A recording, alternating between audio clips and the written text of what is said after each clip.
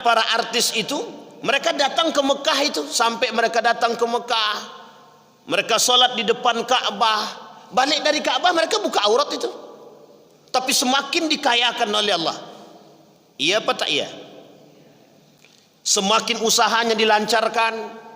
Pertanyaannya adalah, kalimatnya sederhana dalam Al-Quran. Kalau pengen begitu, lakukan seperti yang dilakukan. Allah akan buka, fatahna alaihim abwaba kulla syai'. Kami buka semua pintu rezeki bagi mereka dari segala macam arah. Cuman ingat kata Allah, akhadnahum baghtatan. Nanti kami ambil sedikit demi sedikit dari mereka. Itu istidraj namanya.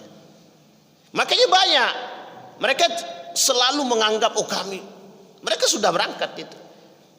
Dan mereka melakukan dosa itu. Mereka tahu kok hukumnya, mereka paham itu. Bukan hanya kefasikan yang terdiri pada diri mereka itu, tapi lebih daripada itu, masuk dalam kategori kemunafikan, nifaq. Alhamdulillahilladzi an'ama bi ni'matil iman wal islam bihima tatimmus salihat. Ashhadu an la ilaha illallah wahdahu la syarika lah wa ashhadu anna Muhammadan abduhu wa rasuluh la nabiyya ba'd. Puji syukur kehadirat Allah atas limpahan rahmat dengan mengucapkan alhamdulillahirabbil alamin. Bersalawat kepada Nabi dengan mengucapkan Allahumma salli ala Muhammad wa ala ali Muhammad fil alamin innaka Hamidum Majid. Ya ayyuhan nasu taqu rabbakumul ladzi khalaqakum min nafsin wahidah wa khalaqa minha zawjaha wa batha minhuma rijalan katsiran wa nisaa'a wattaqullaha alladzi tasaaluna bihi wal arham innallaha kana 'alaikum raqiba. Wa qala Allah ta'ala huwallazi arsala rasulahu bil huda wa dinil haqq liyudhhirahu 'alad dini kullih walau karihal musyrikun. Wa qala Allah ta'ala falamma nasu ma dhukkiru bihi fatahna 'alaihim abwaba kulli syai' hatta idza farihu bima utu akhadnahum fa idahum mublisun. Sadaqallah. Bapak Ibu sekalian yang berbahagia, mudah-mudahan kita semua dalam lindungan Allah, dalam rahmatnya, dalam keberkahannya. Allah jadikan keluarga yang sakinah, mawaddah warahmah. Allah jadikan anak-anak yang saleh dan salehah. Allah jadikan kita jamaah bersama para ahlus sunnah wal jamaah. Allah jadikan istiqamah kita, Allah jadikan kita orang-orang yang istiqamah di akhir zaman, biar kita selamat insyaallah. Amin ya rabbal alamin. Puji syukur kehadirat Allah dengan mengucapkan alhamdulillah rabbil alamin. Bersalawat kepada Nabi dengan mengucapkan Allahumma salli ala Muhammad wa ala ali Muhammad. Ada satu ayat dalam surat Al-An'am 44 itu ayatnya unik. Falamma nasu ma dzukkiru bihi fatahna alaihim abwaba kulli syai'. Kata Allah dalam Al-Qur'an, ini arti bukan terjemah. Kata Allah, ketika mereka melupakan, nasu, mereka melupakan, ma dzukkiru bihi, apa yang telah dibacakan kepada mereka, fatahna alaihim abwaba kulli syai', kami buka semua kenikmatan-kenikmatan dunia untuk mereka. Ketika mereka lupa, kemudian apa yang telah diberikan kepada mereka, apa yang telah dibacakan ayat-ayat Allah kepada mereka, mereka melupakan. Kata Allah, fatahna alaihim abwaba kulli syai', kami buka bagi mereka segala pintu-pintu kenikmatan dunia. Hatta idza farihu, sampai ketika mereka telah bahagia, bima utu, dengan apa yang telah kami berikan kepada mereka, akhadnahum baghtatan, kami ambil sedikit demi sedikit dari mereka, fa idahum mublisun. Ini kalimat mublisun yang mau kita lingkari. Apa kalimat mublisun itu?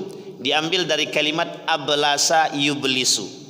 Bapak Ibu tahu kalimat ablasa yublisu? Masdarnya iblis. Tahu iblis Bapak Ibu ya?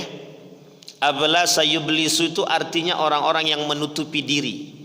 Orang-orang yang menutupi diri. Sehingga kalimatnya iblis itu artinya satu makhluk yang menutupi diri daripada kebenaran. Namanya ablasa yublisu. Asal kalimatnya itu. Maka ada manusia yang nanti juga seperti itu. Tapi ini tidak usah mengkaitkan kemana-mana. Tapi memang ada manusia kelak yang memang mereka bersifat seperti iblis. Karena Allah yang menyebutkan faidahum mublisun, mereka orang yang tertipu, mereka orang yang menutup diri. Siapa mereka? Yang di dalam Al-Quran disebut sebagai kalimat mereka yang sudah melampaui batas. Yusrifun. Kenapa mereka yusrifun? Dengan apa mereka yusrifun? Yusrifuna bid dunya. Mereka melampaui batas dalam urusan dunia. Mereka tertutup dirinya dari kebenaran. Mereka yang menutup dirinya daripada kebenaran dan menolak yarfudunal haq. Mereka menolak kebenaran itu. Mereka tutup diri mereka, tapi mereka tolak. Sehingga dalam salah satu hadis qudsi, dia ada hadis qudsi itu yang disampaikan oleh Allah. Nabi yang mengucap, tapi kalimat itu datang dari Allah Subhanahu wa taala. Kata Nabi, wa qala an-nabi sallallahu alaihi wasallam wa qala Allah taala, awwalu thalathatin yuqda yaumal qiyamah. Nanti ada 3 golongan. Yang 3 golongan ini yang pertama yang akan dimasukkan ke dalam neraka. Na'udzubillahi min zalik. Ada orang yang dibilang begitu tertawa dia. Jadi berarti dia berharap betul itu. Awwalu thalathatin yuqda yaumal qiyamah. Ada 3 golongan kata Nabi. Wa qala Nabi wa qala Allah taala. 3 golongan yang pertama kali dimasukkan ke dalam neraka. Yaumal qiyamah. Ada yang mengatakan riwayat yang lain awwalu thalathatin yuqda yaumal qiyamah. Dalam riwayat yang lain dikatakan awwalu thalathatin yadkhuluna an-nar. Ada 3 golongan, yang pertama disebut 3 golongan itu masuk neraka, atau ada 3 golongan yang 3 golongan itu kelak di hari kiamat akan diangkat daripada mereka segala sesuatunya, termasuk ilmunya, kekayaannya, keberkahannya, rahmatnya ditarik, sehingga dia tersisa menjadi manusia munafik. Yang tersisa pada dirinya adalah an-nifaq, munafik. Yang pertama siapa mereka? Yang pertama, orang yang pertama itu disebut sebagai alim. Fayuqalu alim. Dia ada 3. Yang pertama qari, mujahid, mutasaddaq. Qari'un, orang yang menganggap dirinya qari, alim, orang pintar, mengaku pintar. Ini bukan pintar, mengaku pintar, mengaku alim, mengaku ya Bapak Ibu ya, mengaku baik, mengaku pintar, mengaku alim, mengaku saleh, mengaku paling baik. Ini kalimatnya begitu dalam hadis Nabi. Qari, mengaku paling pandai baca Quran, itu qari. Yang kedua mujahid, orang yang menganggap dirinya sudah paling berjihad, sudah paling bagus jihadnya, sudah paling mantap. Nanti akan kita sampaikan itu. Dan itu terjadi pada masa Nabi Muhammad sallallahu alaihi wasallam. Kemudian al-mutasaddaq atau al-mutasaddiq, orang-orang yang mensedekahkan hartanya, mengaku yang paling dermawan. Ghurwah, mengaku yang paling banyak hartanya dan selalu mengatakan bahwa semua hartaku sudah aku berikan untuk infak sedekah.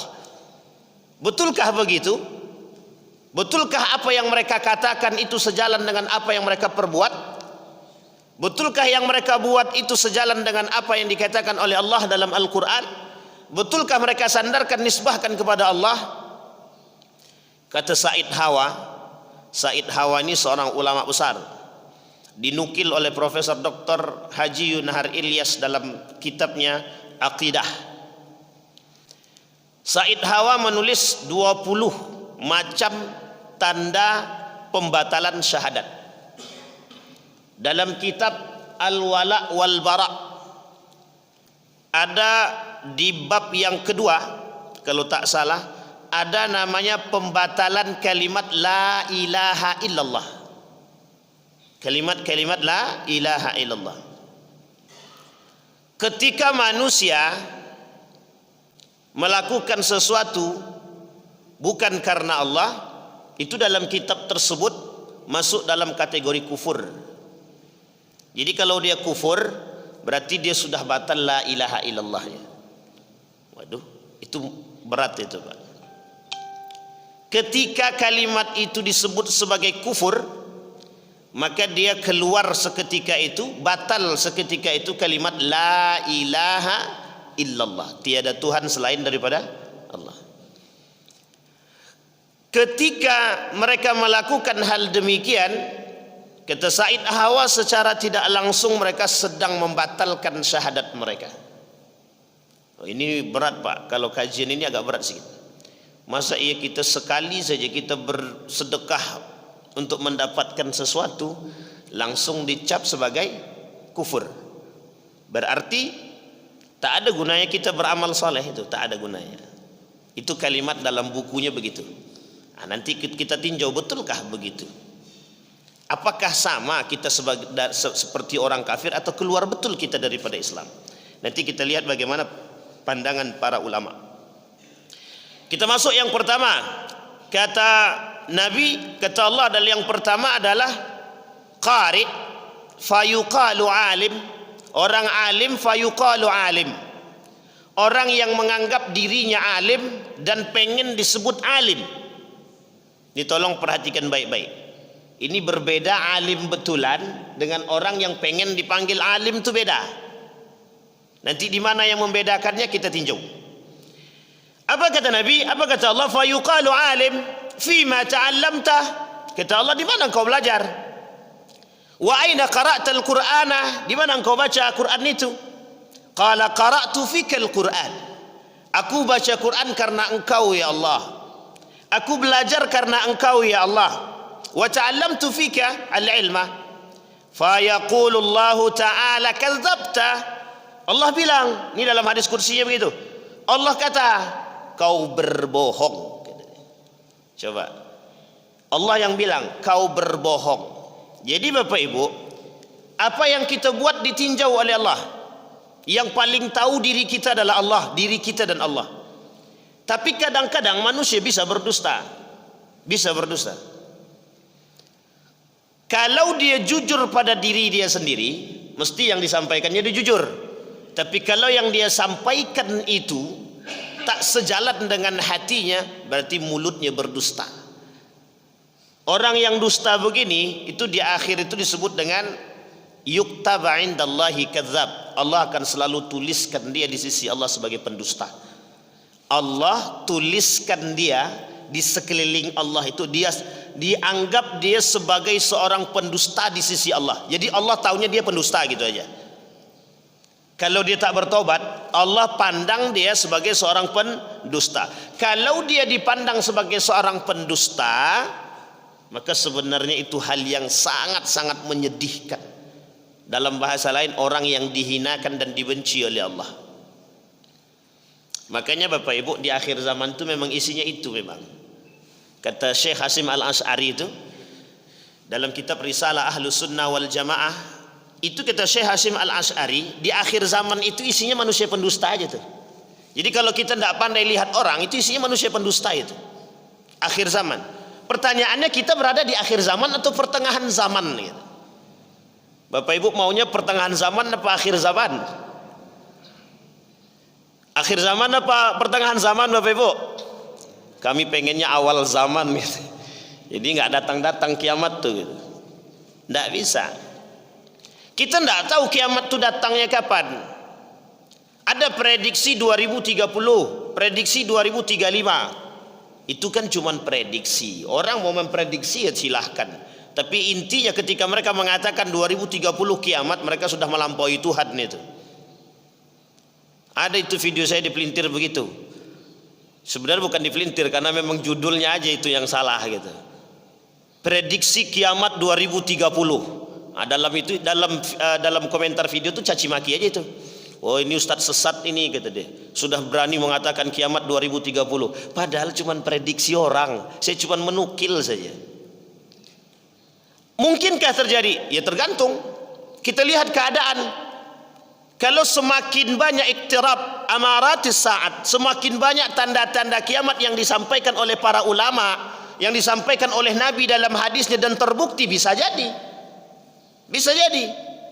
Apa contohnya? Orang tak malu lagi berbuat zina di depan umum. Tak malu orang buat zina depan umum. Tak malu. Dulu orang malu keluar itu laki-laki perempuan boncengan, orang malu. Kalau sekarang kan tidak. Sudah nikah kalian? Belum. Siapa kalian? Ya ini pacar aku. Orang pun pede-pede aja sekarang, ini pacarku, kekasihku gitu. Yang itu adalah mereka notabene public figure yang menjadi contoh. Dan yang dicontoh pula yang kayak gitu itu. Sekarang saya tanya Bapak Ibu, lebih banyak fansnya Raffi Ahmad atau fansnya Ustadz Mustafa Umar? Loh ini logis, harus kita sampaikan. Coba bayangkan, yang dikiblatkan itu yang mana? Itu yang disebut dunia terbalik, itu begitu. Yang difanskan itu yang mana? Rhoma Irama atau K-pop? Ini anak muda zaman sekarang. Lihat kelakuan mereka itu. Coba, yang mereka perhatikan apa?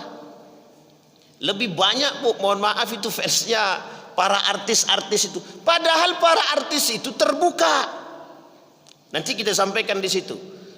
Dalam ayat yang tadi kita sampaikan di awal, apa kata Allah itu? Bapak Ibu tahu kenapa para orang, mohon maaf, non-muslim itu kaya dia, semakin dikayakan, tidak miskin-miskin. Padahal mereka tak beriman pada Allah itu. Kita ambil yang lain contoh. Ada para artis itu, mereka datang ke Mekah itu, sampai mereka datang ke Mekah, mereka sholat di depan Ka'bah, balik dari Ka'bah mereka buka aurat itu. Tapi semakin dikayakan oleh Allah. Iya apa tak iya? Semakin usahanya dilancarkan.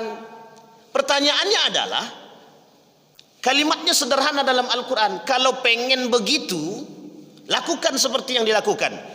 Allah akan buka, fatahna alaihim abwaba kulla syai'. Kami buka semua pintu rezeki bagi mereka dari segala macam arah. Cuman ingat kata Allah, akhadnahum baghtatan. Nanti kami ambil sedikit demi sedikit dari mereka. Itu istidraj namanya. Makanya banyak mereka selalu menganggap, oh kami, mereka sudah berangkat itu. Dan mereka melakukan dosa itu. Mereka tahu kok hukumnya, mereka paham itu. Bukan hanya kefasikan yang terdiri pada diri mereka itu, tapi lebih daripada itu, masuk dalam kategori kemunafikan, nifak. Maka wajar, hubbud dunia itu yazidun nifak. Cinta dunia bisa nambah kenifakan itu. Ya, tapi tidak kalau orang cinta dunia yang keluar daripada konsep agama. Sampai di sini paham Bapak Ibu ya. Nah, bayangkan Bapak Ibu. Maka kalimatnya dalam hadis Nabi tadi, yang dalam hadis qudsi tadi, ada orang-orang yang kemudian ente belajar, ente baca Quran, tapi dianggap oleh Allah sebagai pendusta. Dia kata, aku belajar nih karena Allah, aku membaca Quran karena Allah, aku belajar baca Quran karena Allah. Allah sendiri yang bilang fayaqul, kata Allah. Allah kemudian berkata, kata Nabi, kadzabta, ente dusta, kata dia. Dusta. Kenapa demikian? Ini dah kita sampaikan kemarin pagi juga, kemarin subuh dah kita sampaikan. Karena betul Bapak Ibu, banyak orang sekarang membalut kebohongan dengan kealiman. Banyak orang sekarang itu membalut, menutupi kebohongannya itu dengan kealimannya. Mereka pada hakikatnya mencintai dunia, tapi cinta mereka terhadap dunia mereka tutupi dengan kealimannya. Sekarang yang menjadi kambing hitamnya apa? Agama. Jadi agama mereka buat untuk menunjukkan kealiman dia agar mendapatkan dunia. Ada apa tak ada begitu? Banyak. Bukan tak ada lagi, banyak. Kau salat tahajud? Iya, salat tahajud. Kau belajar? Iya. Aku lulusan dari A, B, C, D, disebutkan semua. Alim? Mungkin dipandang manusia alim. Kata Allah, fima, kemana engkau berikan kealimanmu itu? Aku menjadi alim karena Allah. La, kata Allah, kadzabta, ta'allamta al-ilma wa qara'tal Qur'ana liyuqalu aliman. Kau cuman pengen dipanggil orang alim.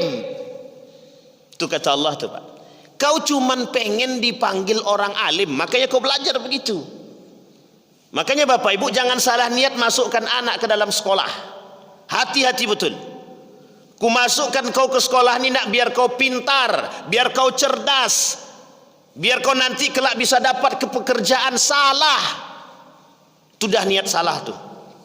Kalau ada yang membetulkan tuh keluar dari jalur agama itu. Orang belajar mesti pintar. Pertanyaannya niatnya belajar untuk apa? Untuk cari kerjaan. Mau mati-matian kalau Allah kata tidak, tidak akan dapat itu. Tidak belajar pun dia kalau Allah kata iya, iya. Ini lain konteksnya. Sampai di sini paham ya Bapak Ibu ya. Kayak menegangkan kali. Tenang. Baik. Wa qara'tal Qur'ana fayuqalu alim, fayuqalu qari'. Kau baca Quran biar dipanggil sebagai seorang qari. Ini bukan masalah iri-irian ini. Banyak sekali orang-orang yang begitu tuh banyak.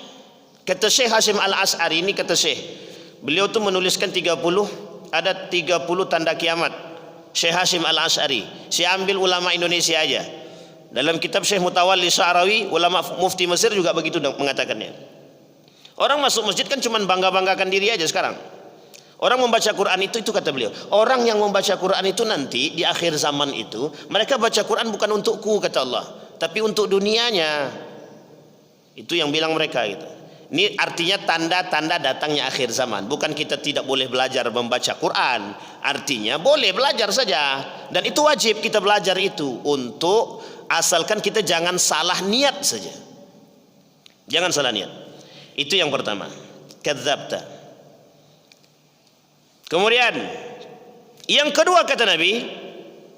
Tadi pertama qari alim. Yang kedua mujahid. Mujahid. Fima jahadta kata Allah. Engkau mengaku seorang mujahid. Ente jihad di mana kata Allah? Untuk siapa ente jihad? Suatu ketika ada seorang pemuda di masa Nabi, munafik dia. Pemuda munafik. Hidup di masa baginda Nabi Muhammad sallallahu alaihi wasallam di Madinah. Jadi ketika pemuda itu diajak untuk jihad, diajak untuk berperang, itu dia tidak mau. Dia tidak mau. Dia tak punya alasan. Tidak punya alasan. Ketika orang-orang sudah berangkat berperang, tinggal dia sendirian sebagai seorang laki-laki di rumah itu. Tak sengaja ketika dia membuka pintu, lewatlah di hadapannya para wanita. Para wanita lewat di depan rumahnya. Kemudian dicibirlah oleh para perempuan tadi. Coba, dia laki-laki tapi tak jihad, tak perang. Sementara orang lain semua berperang. Anak kecil pun kalau boleh mereka berperang, mereka pergi berperang. Itu pada masa Nabi begitu. Anak kecil tuh datang kepada Nabi. Aku pengen perang kata dia. Aku pengen ikut perang. Kata Nabi, masih ada enggak orang tuamu? Masih. Minta izin sama orang tua. Enggak diizinkan orang tua. Udah tinggal aja lah kata Nabi. Enggak usah ikut berperang. Tapi ada seorang pemuda ketika itu dia tak mau berperang. Dicibirlah oleh semua perempuan di situ. Salah satu aib terbesar ketika itu, ketika dicibir oleh perempuan itu hina. Sehingga apa yang terjadi? Keluar dari rumahnya, dia pergi ke kandangnya, kandang kudanya, dia ambil kudanya, dia pergi berjihad, dia pergi berperang. Berperang dia. Sampai para sahabat mengatakan begini, lihat, pemuda itu begitu tangguhnya, begitu kerasnya, begitu kuatnya. Dia bisa membantai sekian banyak jumlah orang-orang yang menjadi musuh kita. Selesai perperangan dimenangkan oleh baginda Nabi Muhammad sallallahu alaihi wasallam. Apa kata para sahabat tadi? Diceritakan tentang pemuda tadi kepada Nabi. Apa kata Nabi? Jahadahu laisa lillah kata Nabi. Dia berperang bukan karena Allah. Coba Nabi tahu dari mana? Tapi Nabi pasti tahu. Dia berperang bukan karena Allah. Dia berperang karena takut dihinakan. Dia berperang karena takut dicaci dan dimaki. Dia berperang karena takut rendah harga dirinya atau direndahkan. Dia berperang karena takut diremehkan. Bayangkan Bapak Ibu, banyak manusia yang mengaku berjihad di hadapan Allah pada masa Nabi saja, dan mereka ternyata berjihad bukan karena Allah. Jihad kita sekarang, bagaimana cara kita bisa membantu saudara-saudara kita di Palestina, itu yang pertama. Apa jihad kita? Jihad kita memboikot produk mereka sampai saat ini. Jangan pernah berhenti. Sekarang pertanyaannya, ada enggak orang-orang yang kami sudah boikot, merasa paling baik dalam pemboikotan? Oh, kami sudah berjihad ABCD, kami sudah membantu dengan ABCD. Yang paling merasa berjihad dengan itu. Kemudian Allah kata, kadzabta, ente dusta. Jahadta laisa li fayuqalu mujahid. Ente berjihad cuman pengen dipanggil seorang mujahid. Karena ente jihad bukan karena aku, kata Allah. Allah yang bilang begitu. Ente mendidik anak, jihad. Ente memberikan pendidikan terbaik kepada anak, itu jihad. Ente pergi cari nafkah, kata Allah. Pergi cari nafkah untuk anak dan istri, jihad. Mati di tengah jalan masuk surga, Pak. Masuk surga. Ada orang tua seorang ayah, pertanyaannya adalah mereka betul kerja untuk Allah atau tidak? Mereka betul mendidik anak karena Allah atau tidak? Perjuangan seorang ibu melahirkan seorang anak, betul tidak niatnya karena Allah? Sudah capek-capek kita melahirkan, tapi ternyata niatnya bukan karena Allah. Justru malah sebaliknya, mati dalam keadaan kufur. Mati dalam keadaan kufur. Banyak jihad sekarang ini, Pak. Sekarang ini banyak kali jihad kita, Pak. Banyak. Memang di akhir zaman itu memang betul-betul jihad kita. Ramadan jihad kita menahan hawa nafsu. Ramadan jihad kita bagaimana menjadi manusia bisa terdidik. Ramadan kita berjihad betul sekuat tenaga untuk mengalahkan semua yang ada dalam diri kita. Ramadan mengajarkan kita menjadi manusia untuk merasakan bagaimana rasanya hidup menjadi seorang yang tak berkepemilikan. Kita berpuasa di siang hari, itu pelajaran bagi kita bagaimana merasakan orang-orang yang tak mampu itu berpuasa. Itu jihad, melawan diri kita. Maka kalimatnya dalam syair itu sederhana. Asyaddul jihad jihadul hawa. Seberat-berat itu memang jihad melawan hawa nafsu. Itu yang paling berat. Berat kali. Apalagi mohon maaf itu, bentar lagi itu kan masa-masanya itu. Berat, Pak, melawan hawa nafsu itu berat. Korupsi tidak. Jihad lawan hawa nafsu itu. Mencaci tidak. Itu jihad melawan hawa nafsu. Menggibah tidak. Itu jihad melawan hawa nafsu. Boikot tidak. Apa jawaban orang-orang yang tidak pengen memboikot itu? Produknya orang Indonesia tidak lebih bagus daripada produk mereka. Produknya Indonesia tidak lebih murah daripada produk mereka. Sehingga mohon maaf itu, Pak, masih banyak itu di antara kita yang mengaku berjihad itu, yang mengaku membantu. Postingannya Palestina, tapi makannya minumnya di Starbucks. Coba lihat itu yang dikecam itu di berita viral itu, dikecam seorang perempuan itu, yang difotokannya Starbucks di depan Ka'bah. Bapak jangan salah paham. Di samping Masjid Nabawi itu ada KFC dan McD masih buka itu. Itu samping Masjid Nabawi itu. Di samping Masjid Nabawi, di belakang, mohon maaf, di belakang, pintu 33 kalau salah, 333 kalau salah. Gerbangnya. Itu masih buka, itu McD dan KFC buka. Sampai seorang pemuda dari Pakistan, apa dia kata? Kami capek-capek, kami berjuang untuk mengatakan kepada dunia boikot produk Israel, kalian malah antri di sini minum. Begitu ya, Pak. Dan itu viral itu videonya itu. Kawan saya pula tukang video kan itu, orang Indonesia. Dan itu rame, betul. Bapak Ibu boleh lihat, Bapak Ibu mati-matian memboikot itu, tapi masih ada orang-orang yang kemudian masih membeli produk-produk itu. Pertanyaannya, kemana diri mereka? Kemana keimanan mereka? Dengan dalih apa mereka? Padahal fatwa MUI sudah jelas. Itu jihad bagi kita, Pak. Itu jihad betul itu. Melawan yang semua selama ini kita miliki harus kita buang. Sampai ada yang mengatakan begini, Tidak ada lagi yang kami miliki, susah cari barang-barangnya gitu. Terpaksa kami, di mana letak terpaksanya itu? Bapak Ibu mandi tanpa sabun bersih atau tak bersih? Bersih-bersih aja kan? Masih banyak produk sabun yang lain daripada produk Unilever itu. Bapak Ibu, kami punya kelompok waktu di Yogyakarta.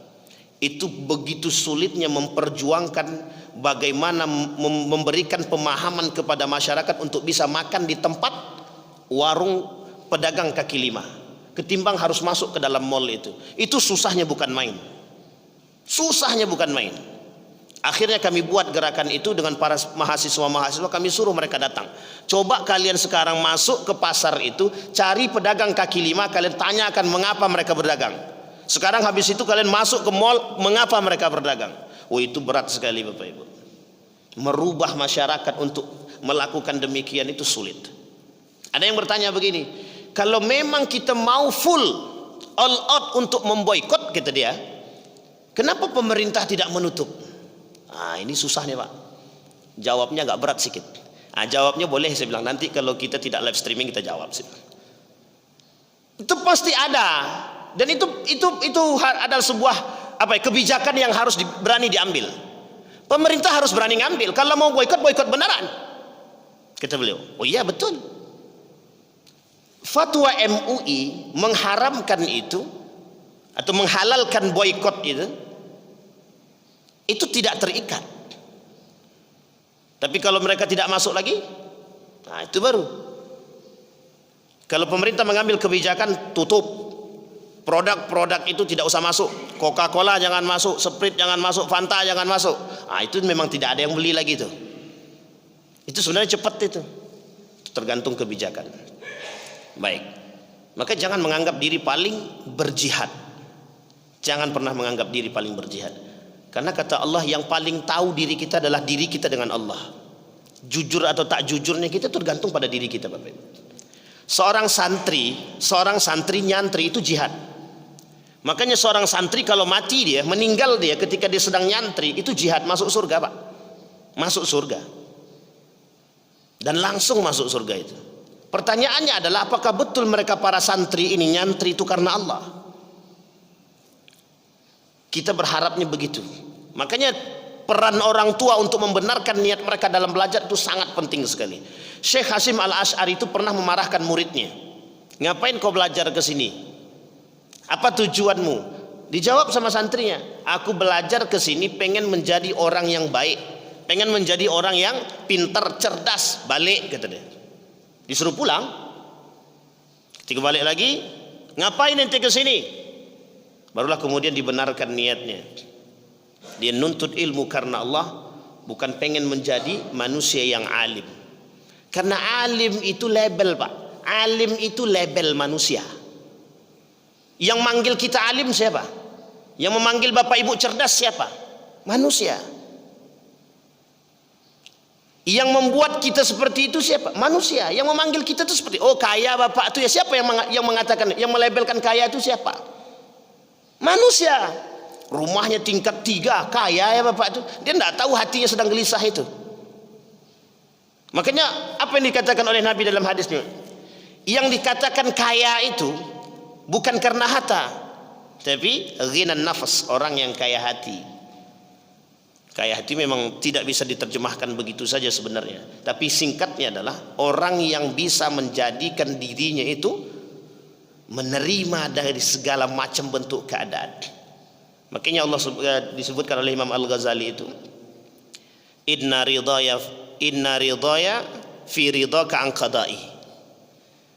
Orang yang paling bisa mendapatkan keridhaan Allah itu mereka yang ridho dengan apa yang Allah berikan.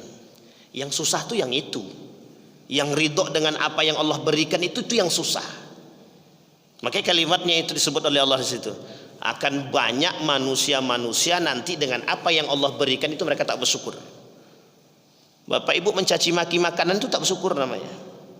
Perbuatan yang paling sederhana. Ketika kita sampai ke rumah, oh cuman tempe ya. Itu melecehkan tempe namanya. Dan melecehkan itu kalau kita mau kaji Pak, dalam ilmu tasawuf itu tidak bisa itu Pak, itu bisa jatuh pada kekufuran karena mereka ingkar atas nikmat yang Allah berikan. Segitunya Pak. Cuman karena kita belum sampai pada tingkatan itu, ya kita menganggap itu hal sederhana. Padahal kalau terbesit dalam hati kita untuk mengatakan, kok cuman tempe, apa nggak ada makanan lain, itu kita sedang mencaci maki makanan Bapak Ibu.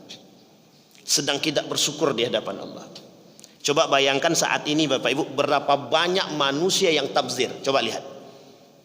Tidak usah jauh-jauh, di rumah kita. Berapa banyak anak-anak kita, istri kita, keluarga kita, termasuk diri kita sendiri, tabzir terhadap makanan. Bagian daripada kesyukuran atau kepada kekufuran. Rata-rata Pak, kita buang sampah itu, di dalam sampah itu kadang-kadang ada sisa makanan.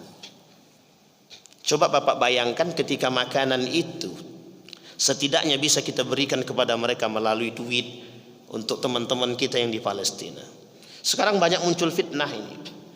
Fitnah-fitnahnya berbagai macam sehingga merubah pola pikir masyarakat agar tidak mau membantu Palestina itu banyak sekarang. Oh, Israel dengan satu lagi apa nama lawannya, Hamas. Israel dengan Hamas itu berperang bukan karena Palestina, bukan karena ini, bukan karena itu. Itu cuci otak namanya Pak. Agar kita tidak mau membela Palestina. Banyak begitu sekarang. Coba Bapak bayangkan. Berapa banyak makanan yang di rumah yang kita sisakan, yang itu menjadi busuk, menjadi sesuatu yang tabzir. Dan itu perbuatan sederhana Pak, yang selalu kita dapatkan di rumah kita, tidak di luar-luar. Apalagi ketika kita makan di luar, makan warung makan tak habis bersisa. Coba bayangkan, padahal Nabi kata sampai tangan tuh kalau bisa yul'iqaha, dijilatkan itu. Dijilatkan. Artinya apa? Kalau bisa satu biji nasi pun jangan bisa tersisa. Bisa jadi keberkahannya ada di situ gitu. Sekarang tidak begitu sekarang. Cara kita mengajarkan kepada anak harus seperti itu. Sekarang kita udah tak kuat lagi lah. Yang minta makanan siapa? Dia. Yang tidak menghabiskan makanan apa? Dia. Sekarang bayangkan betapa banyaknya manusia yang tidak punya perhatian terhadap saudara-saudaranya. Dengan apa? Dengan membuat tabzir demikian. Nilai agama atau tidak? Nilai agama. Mereka hindari atau tidak? Mereka hindari. Jangan ngaku paling muslim kalau begitu. Kalau kita masih menyisakan makanan sebagai bentuk tabzir. Berat Pak. Kalau kita mau kaji sedikit demi sedikit. Siapa yang masih sering buang sampah sembarangan? Bagian daripada itu apa tidak? Jihad Pak. Jihad kita melawan tangan kita nih, melawan setan yang ada dalam diri kita. Buang tak sampah nih. Kadang kita buang sampah sembarangan saja, kita tak tahu dampaknya Pak. Coba bayangkan ketika orang datang ke rumah kita, lewat di depan rumah kita, dia buang begitu saja. Pernahkah kita berpikir? Tidak pernah. Yang kita pikirkan bagaimana perasaan kita saja, diri kita saja, tanpa berpikir tentang orang lain. Pendidikan Pak. Baik, yang ketiga kata Nabi dalam hadis Nabi, yang ketiga kata Nabi yang ketiga, al-mutasaddaq atau al-mutasaddiq. Orang yang menganggap dirinya paling dermawan. Orang yang menganggap dirinya paling dermawan. Apa kata Nabi? Apa kata Nabi? Fima tasaddaqta. Ente sedekah kemana? Ente sedekah untuk siapa? Qala umirtu bis sadaqah fi sabilik. Aku sedekah ini untukmu ya Allah. Aku sedekah ini untukmu. Apa kata Allah? Wa taqulu lahu malaika kadzabta. Kemudian Allah dan malaikat mengatakan, ente dusta. Ente dusta. Tetapi ente berinfak bukan untukku. Ente berinfak agar dipanggil seorang yang dermawan. Ente berinfak bukan untuk aku, ente berinfak untuk dunia. Ente berinfak untuk mendapatkan pujian. Ente berinfak untuk mendapatkan panggilan. Panggilan apa? Nah, itu nama aku tuh. 1,5 juta hamba Allah. 15 juta, oh Ridwan katanya. Sampai sini paham Pak ya? Ada orang-orang yang berinfak, bersedekah, membantu, niatnya memang bukan karena itu. Niatnya pengen mendapatkan gelar sebagai seorang yang dermawan. Itu yang paling banyak di akhir zaman. Artinya apa? Orang kayak gini, orang yang 3 poin ini, itu kelak yang pertama kali dimasukkan ke dalam neraka. Itu dalam hadisnya begitu. Awwalu thalathatin yadkhulun nar. 3 golongan yang akan pertama sekali masuk ke dalam neraka. Kira-kira terbayang atau tidak terbayang oleh kita? Kalau kita seperti itu, cepat-cepat tobat. Cepat-cepat kita tobat.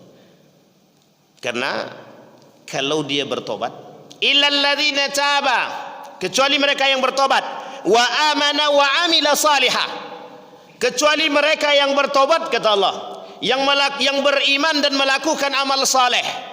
Jadi kunci taubat itu ada 3, Pak. Kalau dia sudah bertobat, maka dia beriman.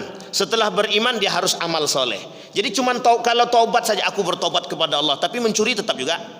Tapi besoknya dia tobat lagi. Namanya tobat maksiat. Tobat maksiat, tapi tak ada masalah. Lebih baik daripada tidak sama sekali. Tapi kalau bisa jangan begitulah gitu. Kalau bisa ya serius, yang tobatnya yang beneran gitu. Tapi manusia tidak ada yang tahu, setiap hari bisa bermaksiat. Ya betul, bisa saja. Tapi pertanyaannya kan, sebelum dia bermaksiat dia bisa berpikir itu. Harusnya sebelum dia bermaksiat bisa berpikir. Coba bayangkan. Illal ladzina taba wa amana wa amila salihah. Apa kata Allah selanjutnya? Ulaika yubaddilullahu sayyi'atihim hasanat wa kana Allahu ghafurar rahima, kata Allah.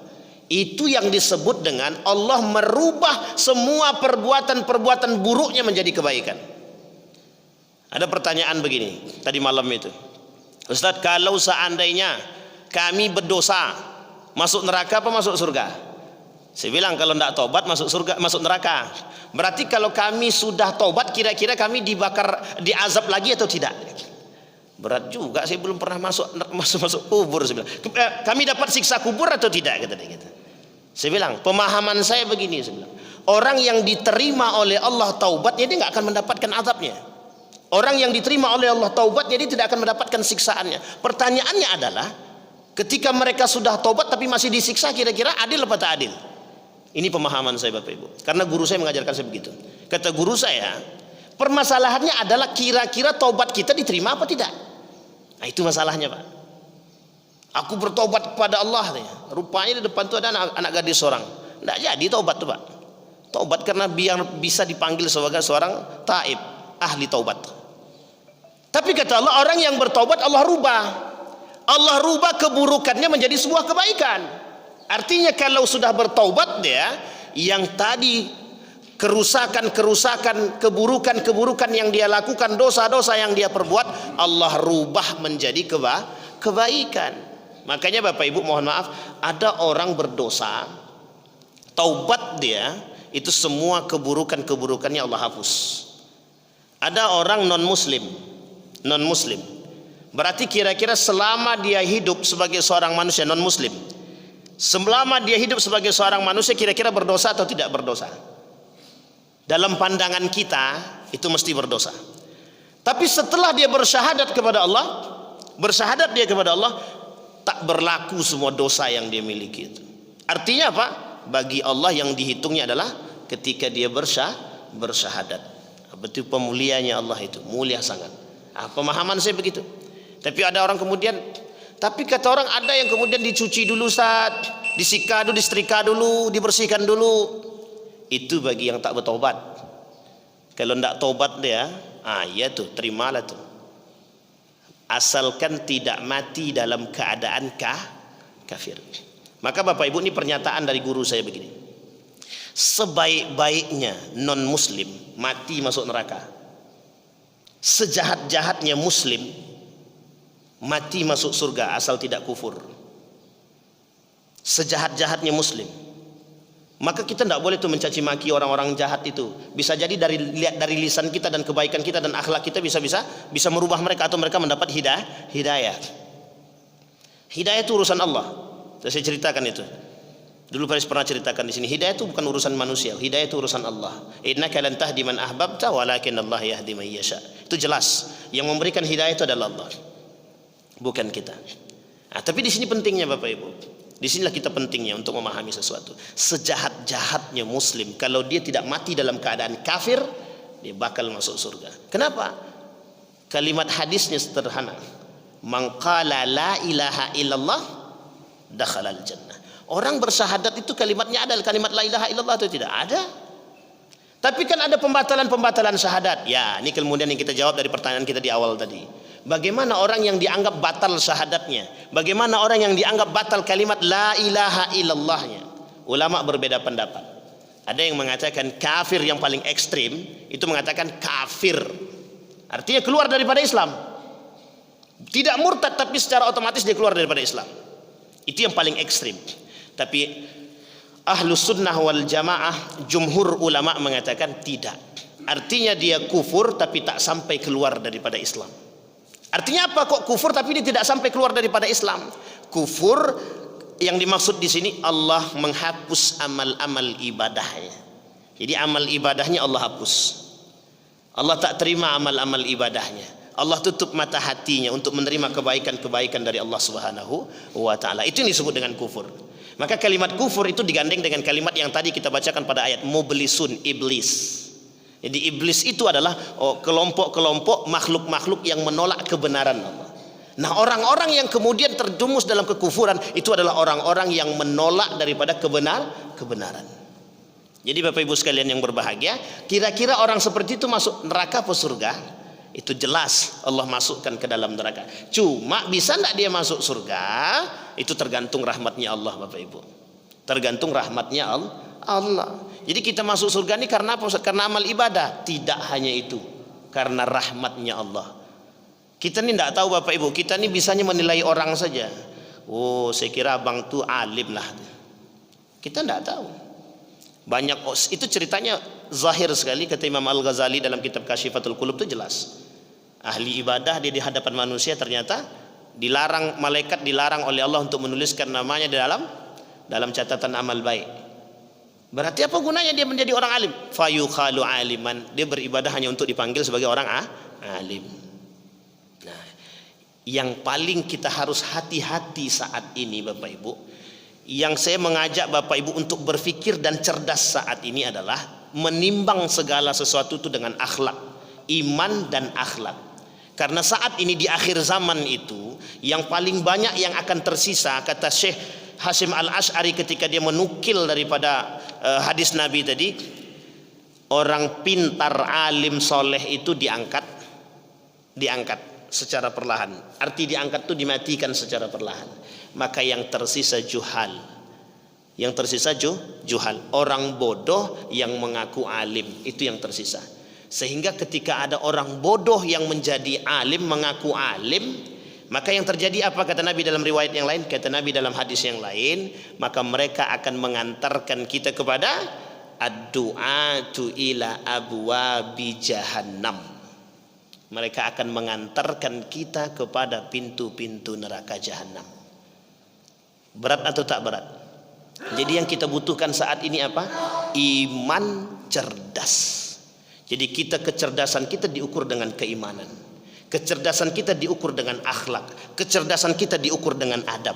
Pintar tapi tak beradab itu mesti akan menghancurkan. Pintar tapi tak beriman itu mesti menyesatkan. Tapi kalau yang paling penting adalah iman, cerdas dengan keimanan, cerdas dengan akhlak. Kata Syekh Hasyim Al-Asy'ari dalam kitabnya itu, ta'addab qabla an tata'allam. Belajar itu penting, tapi beradab sebelum belajar itu jauh lebih penting, Bapak Ibu. Saya kira itu saja. Mudah-mudahan bermanfaat bagi kita semua.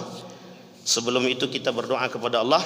Maka ada satu nasihat yang disampaikan oleh Allah dalam Al-Quran itu, fawailul lil musallin alladzina hum an salatihim sahun wa yamna'unal. Itu kalimat Allah sampaikan di dalam Al-Quran. Alladzina hum yura'una wa yamna'unal ma'un. Kalimat ini selalu dijadikan penasihat nasihat dalam kehidupan kita. Kenapa demikian? Karena kelak di akhir zaman itu yang paling banyak muncul, kata Nabi. Kita berdoa kepada Allah, semoga apa yang kita pelajari hari ini, yang kita dengar hari ini, mudah-mudahan bermanfaat dan ada berkahnya bagi kita dan keluarga. Kemudian kita doakan untuk kesembuhan Bapak Abdul Ghafar bin Bonadi, dan kita doakan saudara-saudara kita yang sakit Allah sembuhkan. Kita doakan saudara-saudara kita yang sempit rezekinya Allah lapangkan. Kemudian kita doakan saudara-saudara kita yang ada di Palestina, Allah berikan jalan keluar terbaik bagi mereka, Allah istiqamahkan mereka dalam menjaga diri mereka dan agama mereka. Kemudian kita semoga menjadi manusia-manusia yang istiqamah dalam berjihad melawan hawa nafsu, bisa istiqamah dalam kebaikan, bisa istiqamah dalam keberkahan Allah Subhanahu wa taala. A'udzu billahi minasyaitonir rajim. Bismillahirrahmanirrahim. Alhamdulillahirabbil alamin. قل صدق الله فاتبعوا ملة إبراهيم حنيفا صدق الله ومن أصدق من الله قيلا صدق الله ومن أصدق من الله حديثا يا حي يا قيوم يا فتاح يا عليم يا عزيز يا غفار يا رب العالمين. اللهم صل على محمد وعلى آل محمد في العالمين إنك حميد مجيد. اللهم اغفر لنا ذنوبنا وكفر عنا سيئاتنا وتوفنا مع الأبرار. اللهم فقهنا في الدين وعلمنا التأويل.